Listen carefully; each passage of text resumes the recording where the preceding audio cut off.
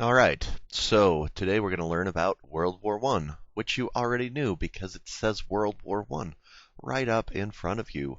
And we started World War One yesterday. So here we are, World War One in AP World History. So the first thing that I should have told you yesterday that I forgot to tell you yesterday is that this war is fought really on two fronts. So we talked quite a bit, well, not quite a bit, but we briefly mentioned that Germany tried to attack France by going through Belgium. Avoid this point right here.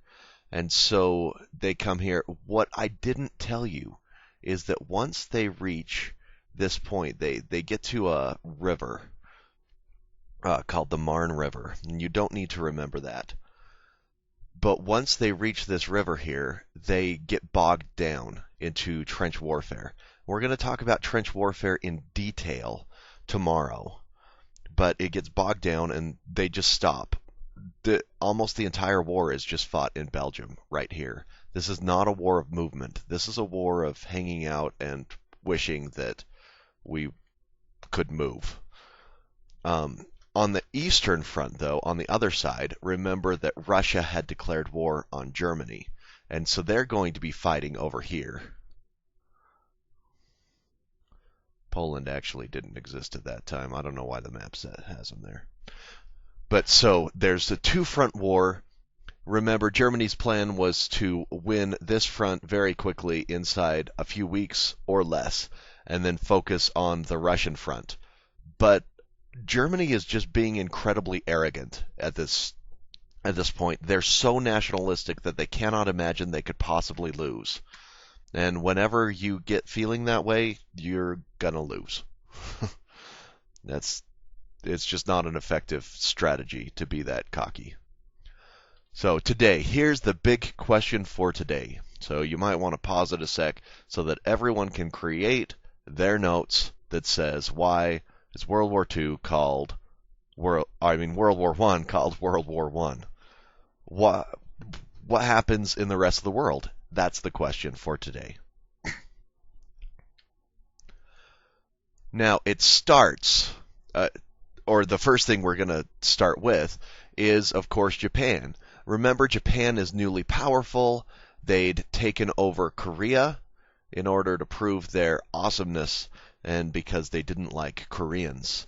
So if you look at this map, think about the next logical place to them to take over.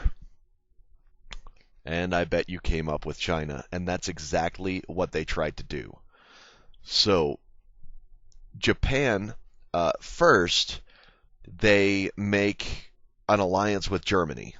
Then they insist that Germany has to relinquish all of their Chinese lands to Japan.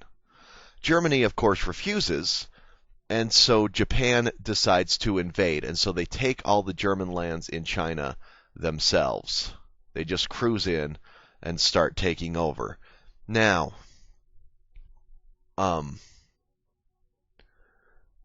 Japan, once they get close to the capital city, they issue 21 demands. Ooh, they look frightening, those 21 demands. Basically, they order that China be made their protectorate, so that Japan has a military dictatorship that rules over China. While technically a separate nation, Japan would control it. Now think for a second. Who would this anger? Japan seizes China, who would that frustrate? And it would be Britain. Britain fought hard in the Opium Wars for control of China, and they're not going to let a little country like Japan take it over. So Britain steps in and makes some threats towards Japan, and in the end saves China from Japan. They didn't actually have to go to war. Britain with Japan. Japan backed off with the threats. But Japan does take some land in China away from the Germans. And that's going to be important at the beginning of World War II. For now, though, whatever. Okay, now, next, We have Africa. Lost my pen. There it is. Okay, Africa. The only thing you really need to know with Africa is that Germany had seized some places, and you could see them. You see them. I guess you probably already saw them. But there they are, looking beautiful or not so beautiful, or however you want to describe them. They almost the entire war in Africa, besides in the Ottoman Empire, which we're going to talk about in detail in just a minute, the entire war in Africa is fought just trying to get Germany out of these other areas. Especially Britain is trying to take the land. Well, Britain and France trying to take the land from the Germans. And they're much more successful in Africa at doing this than they are in Europe itself. This is a much more effective war. Now, last but not least, the Ottoman Empire. Oh, just one last thing here. The key thing, the only thing you need to write down is that they're fighting over the colonies. The special attempt is to get Germany out of the colonies. Now, the Ottoman Empire. Last, but definitely not least. They attack the Ottoman Empire. The Allied powers attack the Ottoman Empire because they thought it was the weakest link in all of the Central Powers. And they're right. It is not a powerful nation. It is the weakest of all of them. We've already learned about how they've been declining and declining and declining. And so this is going to be the easiest place for the Allied powers to weaken them. Unfortunately, they don't do it wisely, just like the rest of the war. Remember how Germany just kept trying to go with the Schlieffen Plan, which is where they were trying to go around through Belgium. They just kept trying it. The Ottomans, Britain keeps trying the same thing. And the best example of this is a place called Gallipoli. Oh, you can't see it. Hold on. I fix. No. Okay, so it's like I'm talking to myself, because I am. Animations. Add an entry.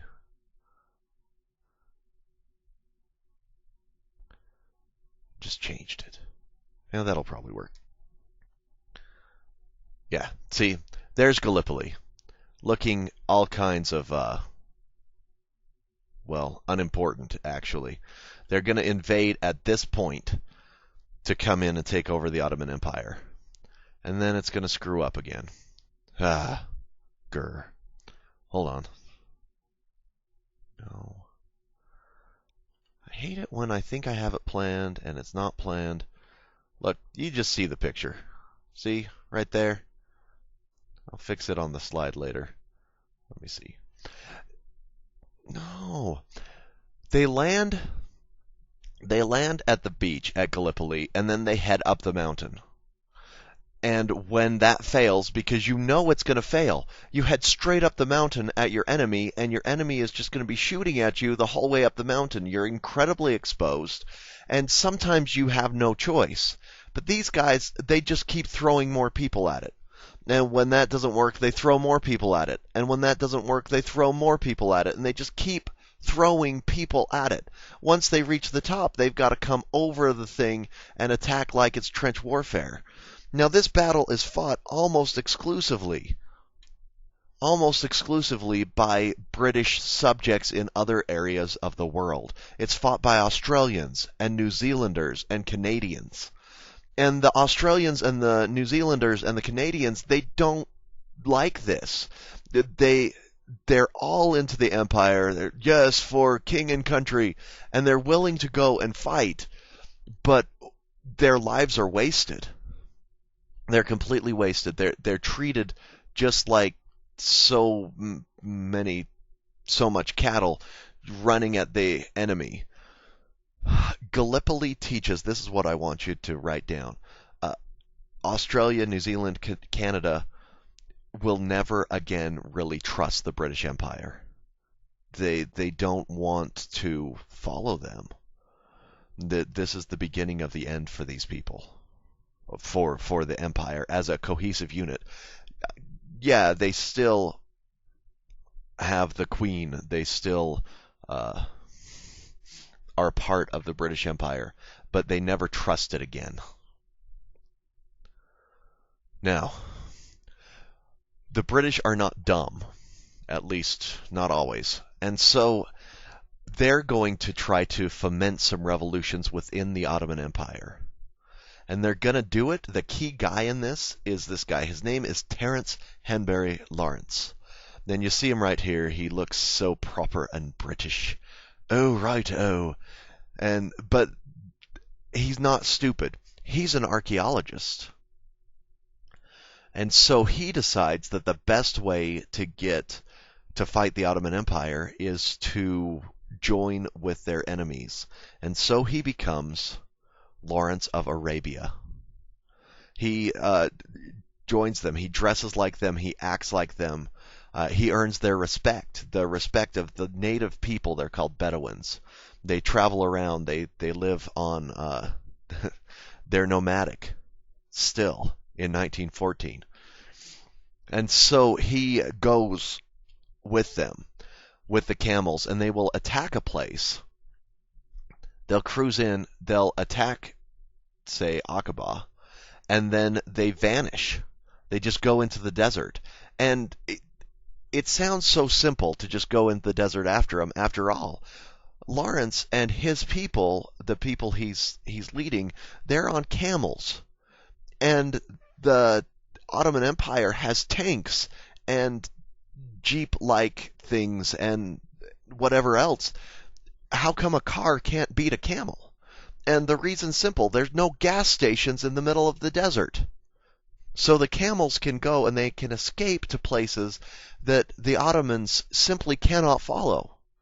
And so they go off and all of a sudden they're attacking somewhere that you really wouldn't expect them to attack. You know, like, holy crap, how'd they end up here? Wait a minute. Now they're in Oman? Oh, shoot.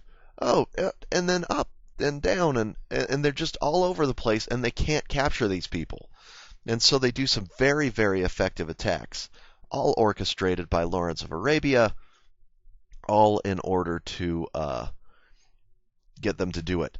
Now, here's a key thing that you've got to write in your notes. This is all based on the promise that England, that Britain, would help them create independent Arab nations when the war was over. Britain breaks that promise. Now, it's not Lawrence's fault. He seems to have operated in good faith. But Britain breaks that promise and instead decides to control them. That control is the beginning of anger at the Western world in the Middle East. They didn't hate us until Britain operates in poor faith, and this is the beginning of the terrorist movement because they were lied to. Don't lie to people. There's my life advice. Now, last, and still very important, the Turkish nationalists decided that the Armenian minorities were a problem. The Armenians were Christians, as you see in this picture on the left here. But the Ottoman Empire in the past, they had a large problem with Christians getting independence in the Balkans. And so the Turks didn't trust the Christians. They thought that the Christians were probably working against the Armenian Empire. Now, for the record, they mostly weren't, until the Turks decided to do a systematic slaughter of Armenians. And then you could see sometimes they were killed outright. Like in this photograph, they would round them up and they'd basically herd them.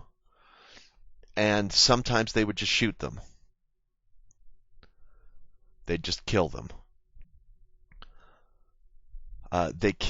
Sometimes they would end up in camps and then be worked to death. They killed approximately 1 million Armenians. This is called, as you hopefully already know, a genocide.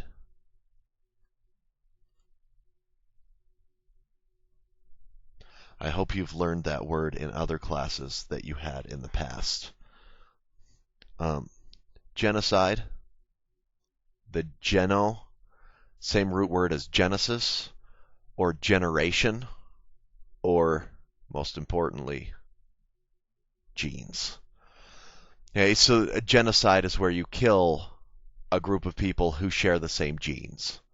And this becomes more and more common in the modern world. There is an increase in anti-ethnic violence, people killing other people. And I know you've heard over and over in probably the classes that seem to talk about the Holocaust constantly, oh, we have to avoid it happening again.